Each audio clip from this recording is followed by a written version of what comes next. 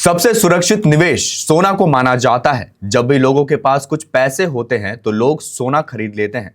लेकिन दूसरी ओर प्रधानमंत्री मोदी अब देश के लोगों को अगले 1 साल तक सोना खरीदने से मना कर रहे हैं। ऐसे में बड़ा सवाल यह है कि आखिर मोदी सरकार लोगों को सोना नहीं खरीदने की सलाह क्यों दे रही है, और अगर लोग अगले 1 साल सोना नहीं खरीदेंगे तो इससे भारत को क्या फायदा होगा। इस खबर से जुड़ी पूरी जानकारी देखिए इस खास रिपोर्ट में।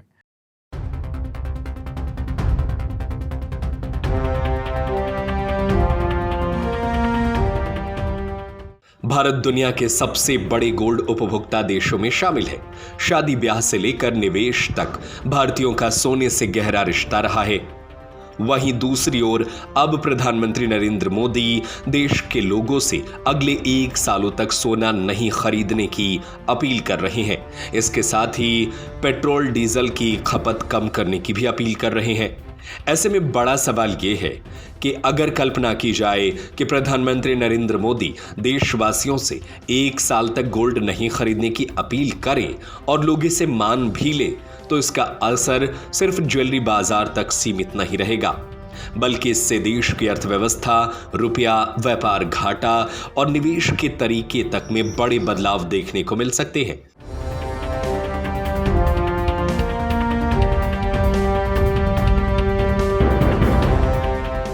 हाल के आंकड़ों के अनुसार भारतीयों की कुल गोल्ड डिमांड आमतौर पर 600 से 800 टन के बीच रहती है।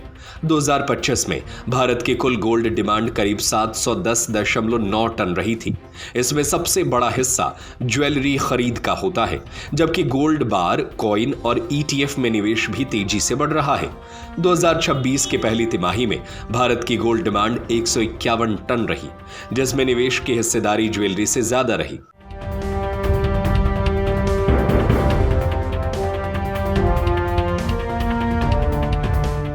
भारत में सोना सिर्फ धातु नहीं बल्कि परंपरा और सुरक्षा का प्रतीक माना जाता है। हर साल देश में सैकड़ों टन सोने की खरीद होती है। त्योहारों, शादियों और निवेश के नाम पर लोग बड़ी मात्रा में गोल्ड खरीदते हैं। भारत अपनी जरूरत का ज्यादातर सोना विदेशों से आयात करता है, यानी सोना खरीद कर लाते हैं। यही वजह है कि जब भी गोल्ड इंपोर्ट बढ़ता है तब देश से बड़ी मात्रा में विदेशी मुद्रा बाहर जाती है। विशेषज्ञों के मुताबिक भारत हर साल अरबों डॉलर का सोना आयात करता है, जिससे व्यापार घाटा भी बढ़ता है।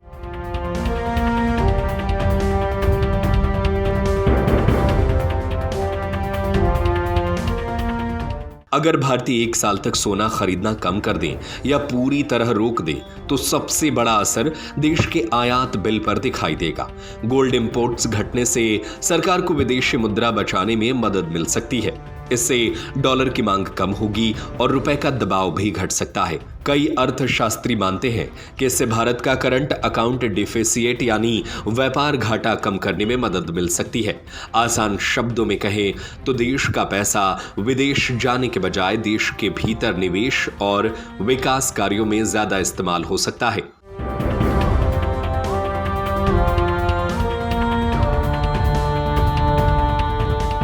हालांकि गोल्ड खरीदारी बंद होने का असर पूरी तरह सकारात्मक नहीं होगा।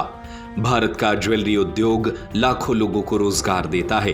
अगर 1 साल तक लोगों की मांग अचानक कम हो जाए तो ज्वेलरी दुकानदारों, कारीगरों और छोटे कारोबारियों को नुकसान उठाना पड़ सकता है।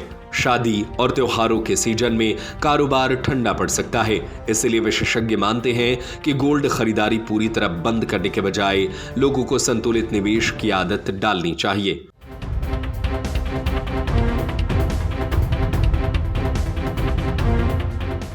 अगर कभी ऐसी स्थिति बनती है कि लोग सोने से दूरी बनाकर दूसरे विकल्पों की ओर बढ़े तो यह भारत में निवेश संस्कृति को बदल सकता है। आज भी कई परिवारों में सोने को सबसे सुरक्षित निवेश माना जाता है, लेकिन नई पीढ़ी SIP, इक्विटी और डिजिटल निवेश विकल्पों की ओर तेजी से बढ़ रही है। ऐसे में सोने पर निर्भरता कम होने से देश के उत्पादक निवेश बढ़ सकता है। हालांकि भारतीयों के लिए सोने से पूरी तरह दूरी बनाना आसान नहीं होगा, क्योंकि यह सिर्फ निवेश नहीं बल्कि भावनाओं और परंपराओं से भी जुड़ा है।